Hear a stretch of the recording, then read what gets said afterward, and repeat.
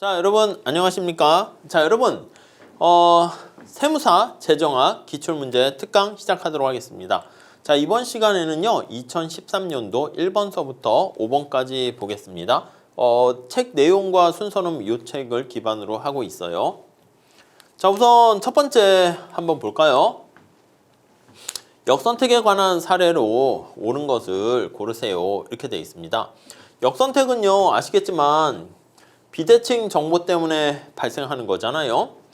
근데 비대칭 정보 때문에 발생하는 asymmetric information 때문에 발생하는 것인데, 자, 이때 사전적이냐 사후적이냐에 따라서 역선택 도덕적 해이가 달라지죠.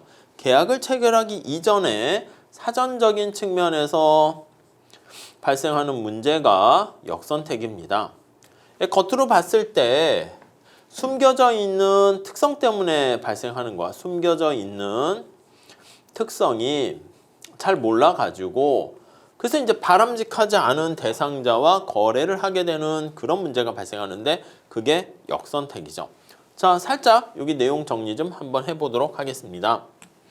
자, 여기 보시면 주로 이제 과거에는 역선택의 해결 방안이 이제 출제 포인트였습니다. 자, 그래서 역선택 개념은 감추어진 특성, 히든 캐릭터리스틱 때문에 비대칭 정보 때문에 발생하는 것이고, 주로 이제 중고차와 보험시장, 금융시장에서 신용할당, 내가 돈을 빌려주려고 하는데 이 사람이 신용에 대해서 정확히 잘 모르는 거야. 괜히 빌려줬다가 아예 돈을 떼어먹을 수도 있잖아요. 자, 이렇게 미래의 불확실성 때문에 우리가 시장 실패가 발생하는데 특히 정보와 관련해서 발생하는 것입니다. 그래서 정보의 비대칭성으로 발생하는 두 가지, 역선택과 그리고 도덕적 해이 문제, 이걸 살펴봅니다. 앞에서 말씀드린 것처럼 감추어진 특성 때문에 노벨상을 받은 에컬로프가 레몬 마켓이다 해가지고요. 중고차 시장을 살펴보면 우리가 봤을 때 좋은 차랑 똥차가 있을 때 주로 똥차만 거래되는 그런 시장을 우리가 역선택이 발생하는 시장이다. 이렇게 보시면 되겠습니다. 자, 그래서 우리가 한번 살펴보시면은요. 의료보험에 가입한 사람이 이거는 도덕적 해이죠. 계약을 체결한 다음에 말 그대로 모랄 해저드야 정신상태가 나태해지는 거야. 부주의하게 주의 의무를 기울이지 않은 거예요. 도덕적 해이라고 얘기하죠. 이거는 숨겨져 있는 어떤 행동 때문에 발생하는 거예요. 역선택과 차이가 있습니다. 그래서 이거는 숨겨져 있는 히든 행동 때문에 발생한다 라고 보시면 되겠습니다. 자, 1번은 도덕적 해이가 되겠고요. 2번 주택에 대한 임차인보다 주택의 소유자가 집을 더 그러니까 집을 소유하고 있는 사람이 내 거다 생각해서 더 잘 관리하고요. 임차인은 이게 빌려 쓰는 거잖아. 그러니까 자기 집이 아니니까 내부 수리 비용이라든가 이런 거 할 때도 내부 같은 것도 그냥 대충 쓰는 거야. 그러니까 이게 대리인이 되는 거죠.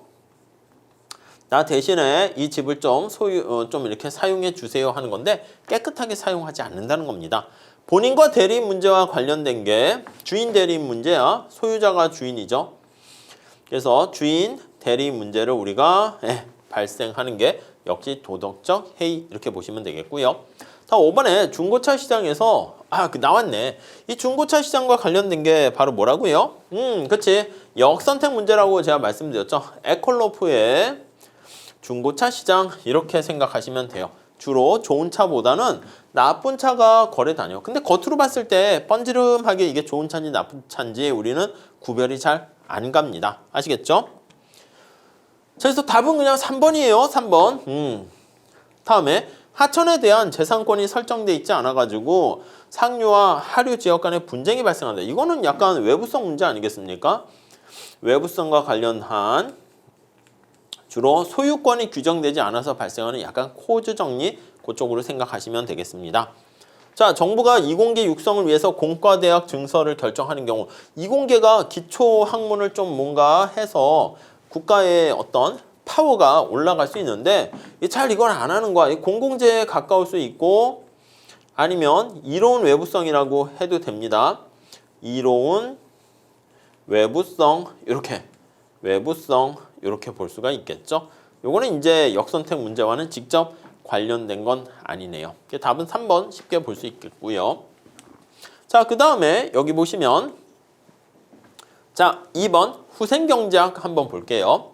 다음 설명 중 옳지 않은 것은 자, 우선 100억, 200억, 300억 규모의 예산 가운데 최적 예산을 선택하는 투표를 한다라고 할 때 투표자들이 단일 정점 선호를 갖게 되면은 투표의 역설은 발생하지 않는다.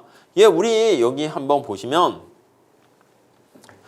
투표의 역설이다라고 하면은요, 이게 다수결 투표 제도 하에서 이게 자꾸 결과가 순환되는 과정을 나타냅니다. 다수결제 하에서 공공 선택이 이렇게 할게요. 다수결제 하에서 공공 선택이 안정적으로 그리고 합리적으로 결정되는 게 아니라 계속 순환되는 거야. 그게 바로 투표의 역설이라고 하는 것이죠. 최종적인 결정이 임의적으로 이루어질 가능성이 많다라는 거, 그게 바로 투표의 역설이에요. 자, 특히 우리가 따봉 선호를 가지게 되면 투표의 역설이 발생하게 주로 되는 것이고, 단봉 선호를 가지고 있으면 투표의 역설이 발생하지 않게 되는. 근데 이제 단봉 선호일지라도 2차원의 안건에 존재하고 이럴 때는 투표 역설이 발생할 수도 있습니다. 근데 기본적으로는 아닌, 그렇게 보시면 돼요. 따봉 선호일 때 발생할 가능성이 많게 되고요.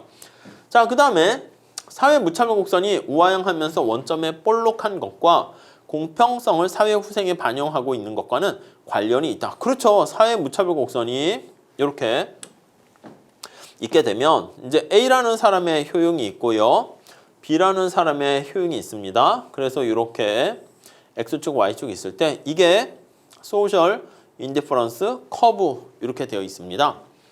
볼록하지 않습니까? 이게 사회 무차별 곡선이 원점을 기준으로 했을 때 이렇게 볼록하게 되어 있는 경우 이게 바로 여기 나와 있는 공평성을 좀 강조하는 것과 관련이 있다. 이렇게 보시면 되겠습니다. 네, 아시겠죠? 자, 그리고 3번 한번 보도록 하겠습니다. 3번. 자, 한 상품에 종량세가 부과된 상태에서 다른 상품에도 종량세를 부과하게 되면 자원 배분의 효율성이 항상 악화되는 것은 아니다. 이 항상 몸은 아니다, 반드시 몸은 아니다, 이런 표현은요, 그냥 객관식에서는 맞다 이렇게 보셔도 돼. 이건 조세 파트에서 얘기할 거예요. 그래서 어느 한쪽에 우리가 봤을 때 차선의 이론도 마찬가지야. 어느 한쪽에 조세가 부과되어 있으면 사회적 후생 손실, 초과 부담이 존재해요. 다른 쪽에도 과세를 하게 되면 우리가 봤을 땐 둘 다 망가질 것 같이 보이는데 이쪽에 있는 사람들이, 고객들이 이쪽으로 가게 되면서, 기억나시죠? 그렇게 되면서 오히려 정부의 재정 수입이 증가하게 되면 사회 후생이 감소되는 것보다 증가되는 효과가 발생할 수 있다. 이렇게 보시면 되겠습니다. 네, 이해 가시죠? 자, 뭐 간단하게 여기 설명을 좀 드려보시면 이렇게 효율성 측면에서 얘기를 하는 겁니다. 그래서 조세 파트에서 우리가 얘기하는 차선의 이론이라고 좀 보시면 되겠어요. 나중에 조세 파트에서 다시 한번 생각해 보도록 할게요. 자, 그 다음에 우리 4번 볼게요. 모든 사람들이 단일 정점 선호를 갖게 되면 LOE의 불가능성 정리는 성립한다. 우리가 이제 LOE의 불가능성 정리라는 것은요, LO가 얘기한 거죠. 자, 집단적인 의사결정을 하는 거와 집단의 의사결정을 하는데, 집단의 의사결정이라는 것은 사람들의 어떤 집단적인 선호를 하나로 모아서 집계하려고 하는 것인데, 이게 민주적이고 그리고 합리적인 우리가 생각하는 가장 바람직한 그러한 조건을 충족하는 사회 후생함수가 존재한다? 존재하지 않는다. 이게 바로 LOE의 불가능성 정리입니다.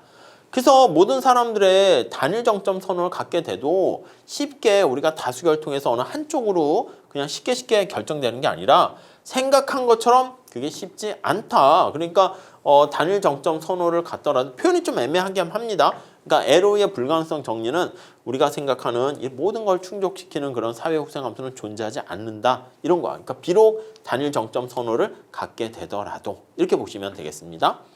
자, 그래서 답은 약간 포인트가 4번이라고 생각하시면 되겠고, 다음 5번. LO의 불가능성 정리에서 비독재성의 조건을 완화한다는 것은 단조 변환의 제약에 두는 것을 의미한다. 그러니까 뭐냐면 단조 변환 같은 거 요거 보시면은 이건 좀 표현이 그래요. 사실 우리 시험에서는 여기 나와 있는 무슨 단조 변환시키고 뭐 이런 거 있잖아. 그런 거 시험 문제거리랑 관련이 없어요. 그러니까 사실 객관식의 어떻게 보면 장점 중에 하나인데 제가 수업 시간에 말씀드리지 않은 뭐 이상한 게 나오게 되면 교수님들이 시험 범위가 애매하기 때문에 그런 걸 선제에 집어넣기도 해. 근데 그런 것들은 정답과 관계가 없어요. 그러면 단조 변환 어쩌고 다 이게 선호 공리와 관련된 것이기 때문에 그런 거랑 관련이 없다 이렇게 보시면 되겠습니다. 아시겠죠? 그래서 뭔가 제약을 둔다라는 뭐 비독재성 이런 거 우리 차라리 그거보다는 LO의 불가능성 정리 뭐 여러 가지 5개의 조건 나와 있잖아요. 그래서 무슨 완비성, 이행성, 뭐 비독재성, 제3의 선택 대안으로부터의 무관한 뭐 독립성 그리고 또 뭐 선호의 비제한성 등등등 그런 것들 좀 정리해 주시면 좋겠습니다. 자, 그 정도 하도록 할게요. 다음 3번 볼까요? 자, 시장에서 자원이 최적 배분되지 못하는 시장 실패가 발생하는 경우에 관한 설명으로 옳지 않은 것은 이렇게 나와 있습니다. 틀린 내용 찾는 거예요. 1번 볼까요? 어떤 한 기업이 해당 시장의 유일한 생산자로 참여해서 이윤 극대화를 추구하는 경우 발생한다.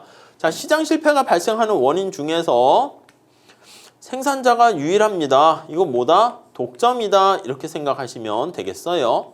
독점. 오케이. 다음 2번 볼게요. 어떤 한 기업이 생산 요소 시장에 맞아 이것도 독점이야. 그러니까 물건을 사는 사람이나 생산하는 사람이나 특히 또 생산 요소 시장이니까 노동시장의 수요 독점이라 얘기합니다. 기업이 이제 하나 있는 거야. 노동자를 맘대로 뽑는 거야. 이것도 독점이지. 유일한 독점. 자, 이것도 시장 실패야. 다음에 외부 경제로 인해서 이거 외부성이죠. 시장 실패입니다. 외부 경제로 인해서 사회적 최적 생산량보다 과다 생산되는 경우 발생한다. 이게 얼핏 보면 틀린 게 아니라 맞을 수는 있는데요. 우리가 외부 경제는 뭐라고 얘기하냐면 이로운 외부성을 외부 경제라고 해요.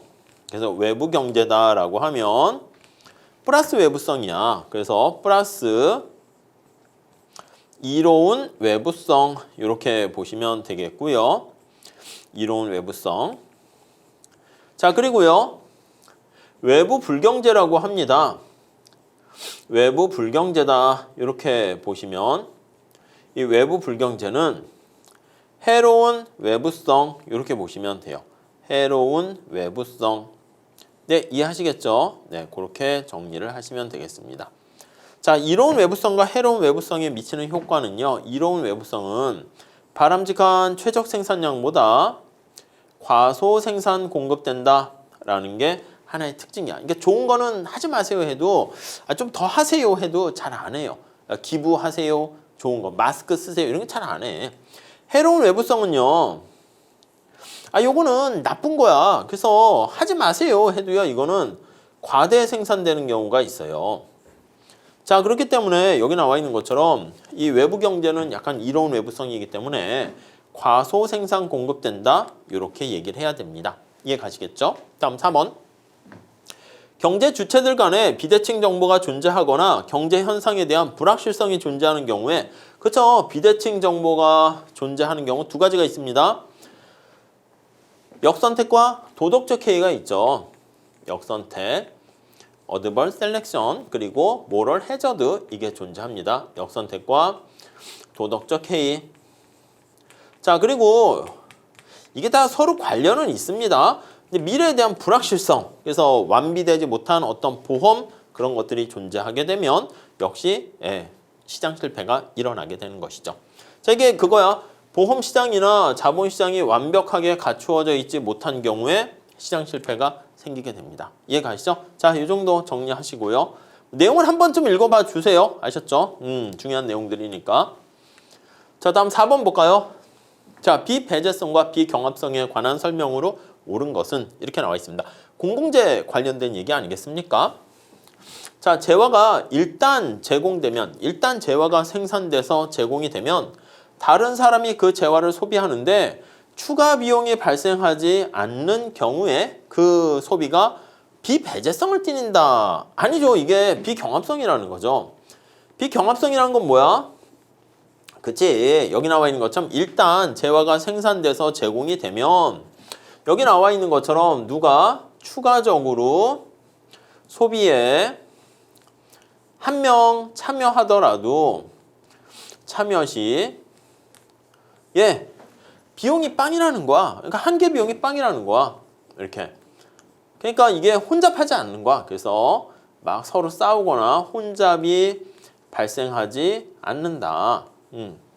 발생하지 않는다. 그러니까 어떤 사람이 내가 소비하고 있는데 어떤 사람이 등대 생각해 보세요. 국방 서비스 생각해 보세요. 소비하는 사람이 한 명 더 추가적으로 증가하더라도 기존에 있던 다른 사람이 별로 피해를 보지 않는다. 이렇게 생각하시면 되겠습니다.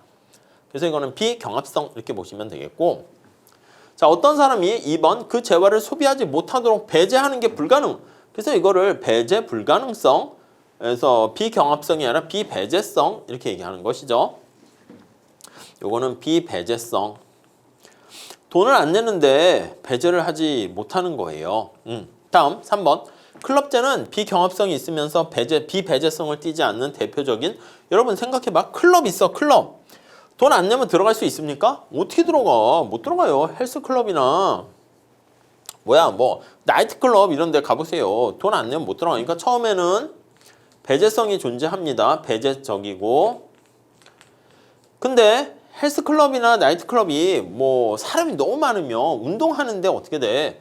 헬스클럽은 이게 너무 사람이 많으면 운동기구를 내가 사용 못 하잖아. 근데 이제 거기 혼잡성까지 존재하는 경우엔 경합성이 있는 건데 그럼 완전 사적제가 되니까 처음에는 어느 정도 적절한 회원수를 유지하지 않겠습니까? 그래서 배제성과 비경합성을 특징으로 하게 됩니다. 아시겠죠? 그래서 처음에 우리가 이제 봤을 때는 배제성과 비경합성을 특징으로 하다가 점차 이제 회원이 이제 늘어나는 거야. 그래서 우리의 주로 관심사는 어떻게 끌고 들어가게 되냐면 이러한 상황이 있는데 점차 이제 회원이 들어가요. 그래서 점차 우리 기본 강의 때 했죠. 회원 수가 증가해요. 회원 수가 증가 시 이렇게 회원 수가 증가하게 되면서 그러면 이제 저기 나와 있는 것처럼 경합성이 생겨요. 혼잡이 생깁니다. 그래서 우리가 이제 살펴보는 것은 혼잡이 발생해요. 그래서 우리가 이제 생각하는 것은 어떻게 하는 거냐면 어떤 클럽의 사이즈가 주어져 있을 때 기본 클럽의 사이즈가 주어져 있어요. 사이즈가 주어져 있을 때 몇 명의 회원을 뽑는 게 가장 좋아? 그래서 최적 N이라고 할까요? 회원수 요거를 살펴보는 거야. 그러니까 회원이 너무 많으면은 사실은 1인당 내는 회비가 줄어들어서 이로운 점이 있지만 회원이 너무 많아지게 되면 혼잡해지는 거야. 내가 운동하는데 방해를 받게 되는 것이죠. 이해하시겠죠? 자, 그래서 이게 비배제성을 띠지 않는? 아닙니다. 배제성이 있습니다. 자, 다음에 4번. 자, 일반적으로 시장은 비배제성의 원칙이 적용되는 상황에서 적절히 기능할 수 있다. 아니죠. 비배제성이 아니라 배제성이 적용되는 상황에서 적절히 기능할 수가 있어요. 비배제성이나 비경합성이 있으면 우리가 시장이 작동하기 어렵겠죠. 5번. 한계 비용이 제로인 자연 독점 재화는 비경합성을 지닌다. 여러분 이거 나와 있는 것처럼 한계 비용이 제로가 되면 약간 그게 바로 비경합성을 띠는다. 이렇게 보시면 돼요. 자연 독점이라는 게 뭐야? 생산을 증가시킬 때 우리 저 뒤에 공공요금에서 하죠. 규모가 엄청나게 커가지고 생산을 증가시킬 때 평균 비용이 다운되는 그러한 어떤 산업, 그러한 재화를 자연 독점 재화라고 얘기합니다. 이해 가시죠? 자, 근데 그게 중요한 게 아니라 한계 비용이 제로다라고 하면 여기 나와 있는 비경합성을 띈다. 요게 이제 중요한 표현이 되겠습니다. 자, 이렇게 정리를 하시면 되겠고요. 우선 여기 나와 있는 것처럼 경합성과 비경합성, 배제성과 비배제성 요거를 우리가 2x2 매트릭스로 사용했습니다. 배제성과 경합성을 갖고 있는 것을 우리가 사용제다 이렇게 보시면 되겠고 비경합성과 비배제성을 갖고 있는 것을 공공제다. 이게 퓨어 순수한 공공제다 이렇게 얘기합니다. 그리고 요 중간쯤 되는 것도 한번 잘 보셔야 되는데 공유제를 합니다. 공유지, 공동으로 소유하고 있는 거야. 그러니까 이게 주인이 없는 거야. 그래서 비배제성이야. 근데 바닷속의 물고기라든가 이런 것들은 경합적입니다. 우리가 공동으로 소유하고 있는 목초지 이런 것들 경합성이 있습니다. 이해가시죠? 클럽제 같은 경우는 비경합성인데 배제성이 있다. 이렇게 정리하시면 되겠어요. 이 내용들을 여러분들 읽어보세요. 내용 잘 정리해놨습니다. 다음 5번 한번 볼게요. 자, 공공재와 무임승차 문제에 관한 설명으로 옳지 않은 것은 이렇게 나와 있네요. 자, 우선 공공재는요. 무임승차가 발생하는 원인은 비배제성 때문이다. 무임승차는 비배제성 때문에 발생하는 거와 자, 프리라이더 문제는 아니 이게 돈 안 내도 공짜로 이용을 하게 되는 거야. 근데 뭐 공짜제는 아닌데 그냥 이 감시가 없으니까 뭐 이렇게 돼서 그냥 막 이용을 하는 거죠. 바람직한 건 아니죠. 자, 그 다음에 공공재에서 무임승차의 가능성은 집단의 크기와 관련 없다? 에이 아니죠. 집단의 크기와 관련이 있죠. 이러면 생각해봐. 무임승차를 돈을 안 내고 막 지하철을 타거나 막 하는 사람들이 불법을 저지르는 사람들이 많아지면요. 군중심리에 빠져가지고 나도 왠지 해도 괜찮을 것 같은 느낌이 들어. 근데 집단 규모가 몇 명 없고 지하철 타는 사람도 지금 몇 명 한적한 상황에서 내가 만약에 무임승차를 하게 되거나 이렇게 돈을 안 내고 막 이렇게 하게 되면은 이게 뻔히 보이잖아. 그럼 이제 낯뜨겁기도 하고 약간 그렇게 돼요. 그러니까 보통 이게 무서운 게 군중 속에 숨어가지고 이렇게 무임승차할 가능성 당연히 커지게 됩니다. 그래서 여기 틀렸어. 요 답이 벌써 나왔네. 다음 3번 볼까요? 무임승차는 산업에서 생산 제한이 가격 인상을 위한 담합의 형성을 어렵게 함으로써 유용한 역할을 하는 경우도 있다. 어려울 수 있는데요. 여러분, 시장에 참여하는 기업이 자기네끼리 짜고 치는 고스톱을 치는 경우가 많습니다. 그걸 담합이라 하고 그걸 카르텔이라 해요.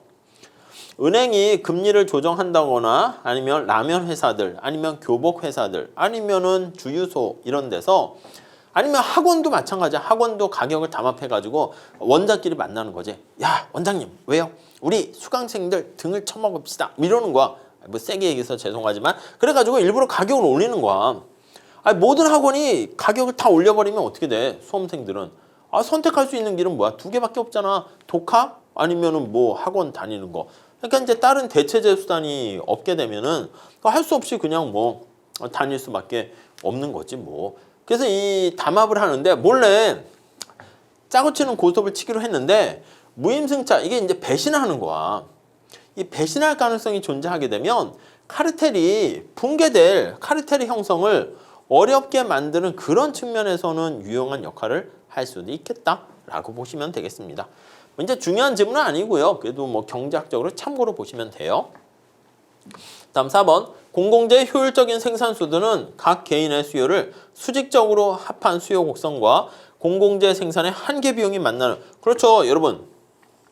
공공재에 대한 각각 개인들의 수요를 이렇게 수직적으로 합하는 거 이거 왜 그렇습니까? 비경합성 때문에 그런 거지. 비경합성이라는 것은 경쟁을 하지 않는 거 아니겠습니까? 그래서 우리가 비경합성 때문에 이 공공재라고 하면 수요 곡선이 이렇게 있잖아요. 그러면 수직으로 합해 이렇게 수직으로 합하고 이게 서메이션 한계 편익을 수직으로 합하고 여기 나와 있는 한계 비용과 이렇게 같아지는 점에서 최적 선택이 이루어진다라고 보시면 되겠습니다.